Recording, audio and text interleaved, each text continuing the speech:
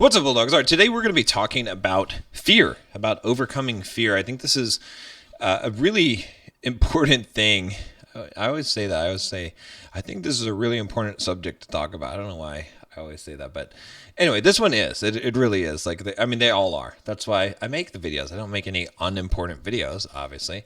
So, but no, I want to talk about fear because this is something that a lot of guys struggle with. This was something that totally totally incapacitated me at one point in my life, and it's because I let fear sort of get a foothold in my life, and once it did, it just grew and it took over more and more of my life. So let me tell you kind of my story if you haven't heard it already. I've done some videos where I've talked about this, but I think this is such an important topic that it's worth talking about again and going over how you can overcome your fears. And that's what I'm going to be talking about here. Is just how do you overcome your fears? How do you actually make it so that you're able to push past these fears, whether that be the fear of talking to women, which is probably the biggest fear that most men have, even though they're not willing to admit it. I mean, guys will go through great lengths, including jumping out of airplanes in order to avoid talking to women. This is true. Okay, or it's just a fear of people, of social situations, the fear of putting yourself out there, the fear of starting a business, the fear of an airplane or a roller coaster or the dark. I mean, there's a lot of fears that are out there, and a lot of times we don't want to admit the fears that we have. So first of all, what happened to me is that it really kind of started around the September 11th, the 9/11 attacks. After that happened, for some reason, I developed this severe phobia of getting on planes. And it started off kind of innocent. It wasn't like a big deal. I just thought in my head, wow, something like this could happen. And I sort of let my imagination run wild.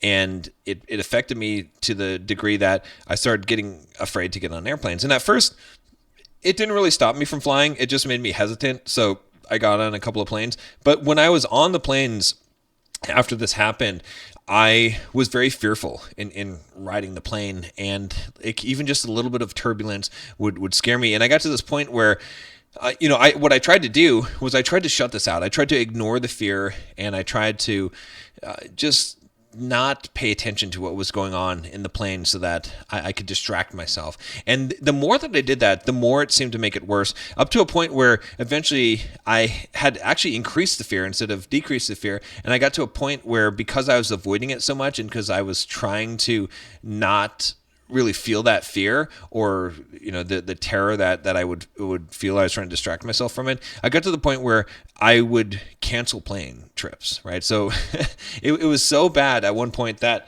I mean, literally, I remember I would book a trip, like let's go visit family, right, for Christmas or something like that. And for 3 months leading up to the flight, I would be dreading it. Like, I would spend every day being nervous and anxious about this flight that's going to come up in 3 months. And then, to make it worse, I would actually, several times I canceled flights, like the day before, because I just was not going to get on the plane, and I didn't go and visit family. I stayed home for Christmas and stuff like that. It was bad. It was bad. It got to a point where, I definitely wasn't riding any roller coasters. I was scared to do that. I started to actually develop some amount of social anxiety, right? I would be afraid to be kind of even out of the house, right? I'd be afraid that, what if I have to go to the bathroom if I'm outside of the house and I can't get to a bathroom in time, right? Like, all kinds of just ridiculous fears. I know some of these things sound crazy.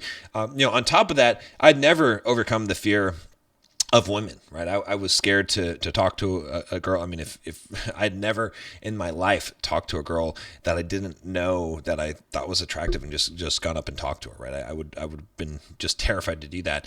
But what ended up happening was that these fears just started getting worse and worse, until one day I remember I was at work, and I was working in the Department of Health and Welfare as a contractor in Idaho. And I had this cough, right? And I remember coughing, and I just felt like I couldn't stop coughing, and I kept on coughing, and I felt like I couldn't get enough of a breath, and I just felt compelled to cough, and I felt like there was something wrong with me. And this feeling it never left. It just stayed. I started to freak out and panic about it. And I was like, I just can't get enough air. I can't breathe.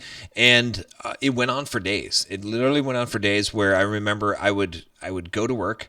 And when I got to work, I would be so distracted by what was happening to my body, or what I felt like I was dying and couldn't get enough air, and just focusing on my lungs and my breath so much, or my throat, that I couldn't even really get work done. In fact, it got to a point where I would go into work and I would literally, as soon as I got into work, I would go into the bathroom and I would spend as much time as I could just sitting on the toilet, just so I could be alone by myself and no one would bother me, because I couldn't handle it. And I waited the clock down until I could go home from work. And when I would go home from work, I would immediately get in the bathtub and just lay in the bathtub, just waiting until I could go to sleep. And I tried to distract myself by reading books or playing video games, and I couldn't do it. I couldn't focus on it.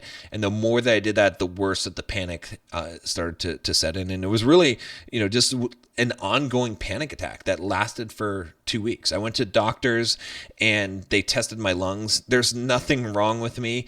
There was nothing wrong with my lung capacity. They said that I had the lung capacity of an Olympic swimmer. So there was certainly nothing wrong there. And, they prescribed me, I forget what medication they give you at that time. I think it was like Xanax or something like that. But I didn't take it because I was like, no, I'm not going to, because I knew that once you get on benzos, you're in trouble and you're going to be on them forever and you're going to be addicted. And I didn't want to do that. So, it became really just this nightmare that I thought I was going to destroy my whole life. Right. And, and fear really became my life. It really became that. So I'll tell you about how I overcame this. Right. So, like I said, I tried everything. I tried to distract myself. That was the main thing. I tried to talk myself through it and realize I was going to be okay. None of those things worked. And then finally, I don't remember what exactly the site was, but I was listening to this guy on the internet because I was doing some searches on it. And he said, when you feel a panic attack, instead of trying to fight the fear, instead of trying to distract yourself or whatever it is, lean into it. Go turn it up, crank it up to an 11. All right. Just try to feel as much of the fear and much of the panic as you can, which is the exact opposite of what you try to do, right? When you feel fear, you try to avoid the fear. You try to block it out of your head. Say, when you're little, right? You put the covers over your head, right? This is literally opening up the closet and facing the boogeyman, right? And at that point, I had nothing to lose. So I was like, sure, what bad could happen if I try this? And so I did. I didn't distract myself. I just allowed myself to feel as much fear as I could. And I tried to bring more fear into my body as possible. And for a brief moment, the intensity did increase and I was able to make myself panic and feel more fear. But then I couldn't do it anymore. It's kind of like if you're pushing as hard as you can in the gym and you're trying to lift a weight, like you hit a max where you can't push anymore. And in fact, as you keep on lifting weights, keep on doing reps, your strength saps and you can push less and less, right? And that's what happened. Basically, the fear went away. The panic attack stopped. I had been in a constant panic attack for almost 2 weeks, probably 2 weeks long. And then just like that, I was cured and it never came back. But what did stick with me was the technique and the method. And I was actually able to refine that technique. And that's what I want to share with you today, right? And so you already kind of know the basics of this, but before I get into that and give you kind of the tips on it, I use this, right? So once I had learned this, I used this technique to get over my fear of flying. That was the next thing. So I was like, look, if this will work for panic attacks, this will work for flying. And so I booked a flight and I booked the window seat, which is something that I never do. All right. And I got on this flight. And when I went to the airport to get on this flight, I allowed myself to feel as much fear as possible. I was standing on the causeway, the runway to connect to the plane or whatever, the ramp, the loading ramp. I just allowed myself to just feel as much fear as I possibly could. And I stepped onto the plane and then I sat in my window seat and I started to actually feel this excitement. All right. I forced myself to look out the window as the plane was taking off. Again, something that normally I would have closed my eyes. I would have put my headphones on. I would have tried to distract myself, play a Game Boy or whatever, Nintendo game or something like that, or read a book. But no, I brought no headphones. I forced myself to stare directly out that window while we were taking off, and I forced myself to feel every second of that fear. And then normally, what would happen on a flight is if there was turbulence, man, I would be just white knuckling it in my seat, just sweating, just please don't let there be any turbulence. Just be smooth, right? That's how I would think about it. But this time I was like, yeah, let me have some turbulence. Let me have the worst turbulence that we've ever seen. When there was turbulence, I was basically bouncing out of my seat. Like, I was just having a ball with it. I wanted as much of it as possible. And yeah, it did scare me at first, but then pretty soon it became a game. It became fun. And I instantly, after that flight, I was cured. I never feared flying again. And since then, I've flown hundreds and hundreds of flights. I've flown all over the world. And had I not overcome that fear, honestly, I would not have been able to travel to all the places that I've traveled. I've traveled so much. In my last trip that I did with my wife Nicole, we did our early honeymoon, which I'll publish a video on that pretty soon here. I'm waiting to publish the wedding video before I publish the honeymoon video. But anyway, we traveled on, I think it was 13 flights. It was, or maybe it might have even been more than that. It was a very large number of flights in like a 3-week period.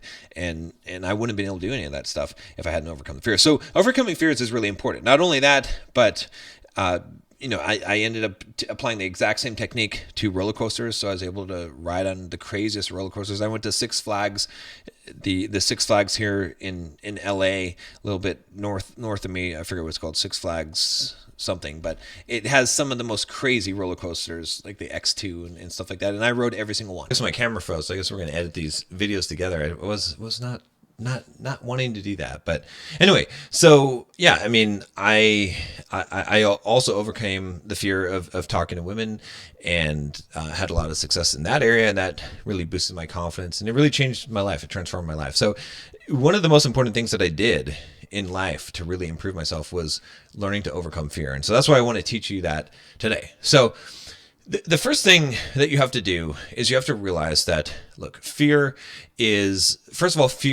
not something that you can control. Okay, I know we're talking about overcoming fear, but we're not talking about controlling fear. We're talking about overcoming fear. Fear is an emotion. It's an emotion that is generated by one of the most primal parts of your brain, the medulla oblongata, right? The lizard brain in your brain, and it's not something that you can directly control. And it happens for a lot of irrational reasons, and it is a response to a bad experience that sometimes takes hold, right? So we have some kind of traumatic event or some kind of negative experience, and then we can form a phobia for a lot of ridiculous things. There's a lot of reasons why we could form a phobia. A lot of times it's because we're forced into a situation, right? If your parents threw you in a pool as a kid, or you went to the doctor and they had to hold you down to get a needle, or you're kind of forced to get on a roller coaster or to ride a plane or something like that, that can cause that phobia. And then once you have that phobia, it doesn't matter how much you rationalize it, right? So when I was afraid of airplanes, for example, I looked up it did help to look up all the stats, because it helped me to overcome the fear once I knew how to overcome it. But that by itself didn't. I knew the stats of flying on airplanes. I knew it was safer than driving in a car. I knew how airplanes worked and how that the air turned to jello when the plane was flying at a certain speed. I knew how a pilot could fly with one engine and still land a plane, or 0 engines and turn it into a glider and still be able to land a plane successfully. I knew all of those things, right? But it didn't matter. Right? It doesn't get rid of the fear. It's the same thing if you're afraid of talking to a girl, right? Let's say, right? Again, this is one of the greatest fears that most men face, and it's fine. Don't be embarrassed by this. But the thing is, you probably know that there's nothing bad that's really going to happen to you. You might try to make excuses and say, "Oh, me too," but you really know that if you see a girl that's attractive and you go up and talk to her, that there's really nothing bad that's going to happen to you, right?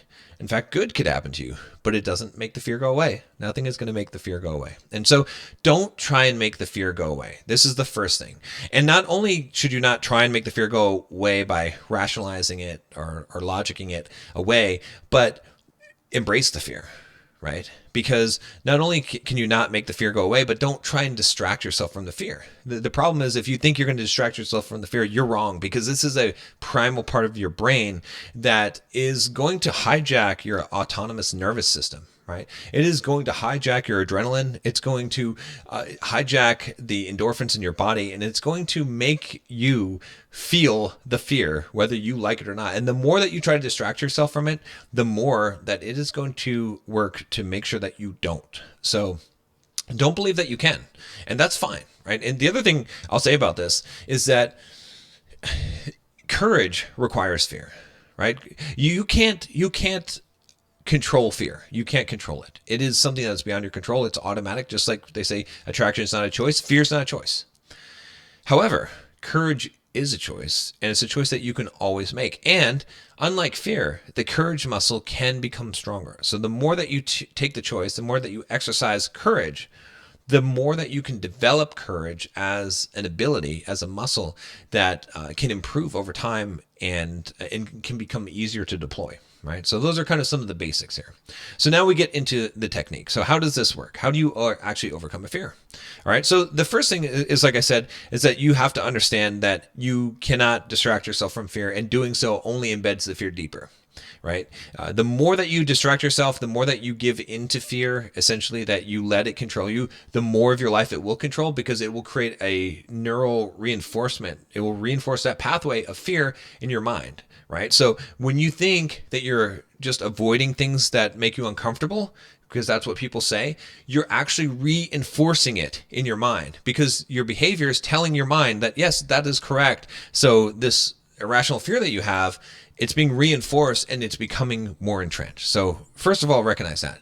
The second thing is that in order to overcome fear, what you need to do is not distract yourself.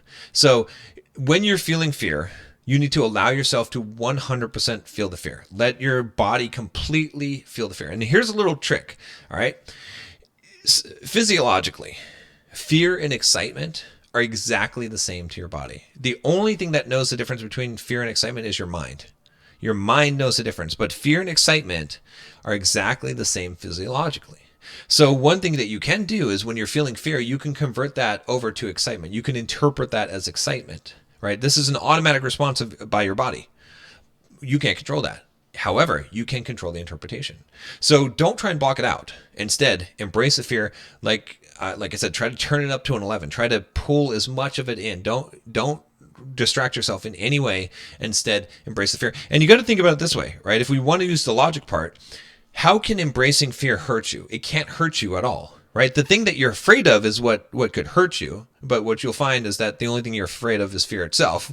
And that's why you don't want to embrace it. But it can't hurt you by experiencing fear. That can never hurt you. The thing that you're afraid of may be a valid fear. That may be true, and you may be able to be harmed from that. But you cannot be harmed by turning up the fear. So even when you're in the midst of a horrible panic attack, the last thing you want to do, believe me, is that you want to feel more of that fear. Right? But the actual thing that you're fearing is that you're going to die, or there's something wrong with you. However, feeling more of that fear does not actually in itself harm you. Does that make sense? I'm trying to make this really, really clear so that you can understand this, because this is the biggest resistance that most people have. And this is why they don't actually overcome the fear, is that they say, I don't want to feel more of the fear. That's not good. I can just suppress it. Right? And you can suppress it potentially for a time, but every time you suppress a fear, what happens is you give it strength. So instead of suppressing it, allow it to be. What you resist persists, remember. So I want you to just completely avoid all distractions. I want you to try and feel as much of the fear as possible, whatever that fear is in that situation. It might be going up and talking to a girl. It might be riding on an airplane. It might be riding a roller coaster. Whatever that fear is, I want you to completely feel it 100%. All right. The next thing that you're going to do is that, and this is, I suppose we could reverse the sequence here, but what you need to do is you have to subject yourself to the experience, right? So for example, when I did the plane experiment to get over my fear, I booked the plane. I didn't allow someone else to book the plane. No one forced me onto the plane. I took it upon myself to book that flight. When I went to the roller coasters and got on the roller coasters, in fact, I went to the first place that I did where I was overcoming the fear of roller coasters. I went to Busch Gardens in Tampa, Florida by myself, and I specifically went on the roller coasters myself. There was no pressure, no one else involved. I chose to do that. So if you want to overcome the fear, you have to take action. If you're forced into it, if you abdicate this, it is going to be very difficult. You're probably not going to come out with an outcome of overcoming the fear. In fact, you might reinforce the fear more. So you have to choose a thing. You're afraid of skydiving? You have to sign up for the skydiving lessons. You have to get on that plane. You have to jump. Someone can't push you. That has to happen in order for this to occur. All right. Next thing. When you are in the situation of that fear, let's say that you've booked the flight, it's important, again, that you focus on the fear, do not distract yourself, and do not overthink it. Instead, just take the action, right? There's nothing that's ever going to make it easier for you. You have to choose in that moment to have courage. So have the knowledge to know that you're not going to be harmed by this thing, or that the statistics are in your favor. And then you have to simply choose to have courage. And if you do that, you're going to find that the fear will dissipate, right? You're going to find two things. You're going to find one, that the fear will probably be less strong. You might not even experience or notice the fear. And two, that even if you did still continue to feel the fear, you would now have the courage and know that you can overcome that fear, right? So when I get on a roller coaster now, for example, if I stand in line for a roller coaster, I'm scared. I'm still scared to get on a roller coaster. I am. But it's excitement. I'm excited. That fear, that feeling that I know is going to happen, it excites me. So I get in line and I allow myself to feel that. I am able to interpret that as excitement now because I know it is an exciting thing. And so it becomes a fun experience. Now, I don't really experience that with the plane. If I get on a plane, I don't really have that excitement, because it's not, it doesn't produce that for me anymore. So that fear is completely gone, I would say, or maybe the courage is so high that I don't even experience it to the smallest degree. But you have to basically go through that step, and then there's no one that can do this for you, right? And the last thing I'll say about this is that if you don't conquer your fears, if you don't actually do this, it will take more and more of your life. It will, I promise you. And at no point, one of the justifications that I would make for myself in not overcoming my fears was like, I can just avoid that part of my life. Or, someday I won't be afraid. Right now I am. When I'm not afraid, then I'll do it. Or I'll say, if I wanted to, I would do it. One really important thing to understand in life is that you should be using fear and pain as your compass. That is the best compass that you have. You should be moving in the direction of fear and pain. I know it seems crazy to do that, but you will experience the most growth in life if you move in the direction of fear and pain. What is the thing that scares you? What is the thing that is painful for you to do? If you move in that direction, that is always going to be the right direction that's going to serve you well. If you want some additional help with this, join the Bulldog Mindset membership. I've got a link down below where you can check that out. I'm rebooting the membership here in the next couple of months, so there's a good opportunity to get in at the lower cost there. And if you want some one-on-one coaching with me, I would be happy to help you overcome a fear. I can work with you directly with that. You can just email me at john@bulldogmindset.com. If you've got a question for me, shoot me an email. I'll try to make a video on it if I can, and I'll see you tomorrow.